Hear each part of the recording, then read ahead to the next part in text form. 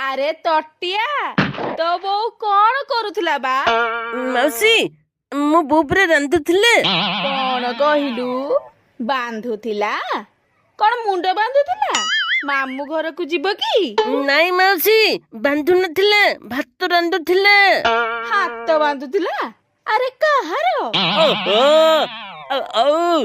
ତୁ ଆଗ ଦାଇ ବାଲିଲୁ ବୋକାଲ ପେଟ ଦଲିଲାନି। ଆରେ କଣ ଜଳିଗଲା ବା?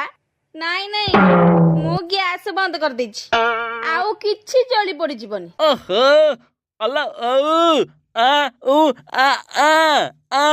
ହଁ ହଁ, ମୁଁ ସାଙ୍ଗେ ସାଙ୍ଗେ ବାଢି ଦଉଛି। ହଉ ନଟିଆକୁ ମାତ ମୁଣ୍ଡା ଦବୁ, ତାକୁ ମାତ ମୁଣ୍ଡା ବାଲି ଭଲ ଲାଗେ। ଆଲେ ଆଲେ ତେ ପୋଦା ମାତ ଗୁଣ୍ଡ ଗୁଡାକ ତାକୁ କଣ ଦଉତ? ତାକୁ ମାତ ମୁଣ୍ଡ ଦିଅ, ମୁଣ୍ଡ। ଦେଲି ପରା ମାଛ ଗୁଣ୍ଡ।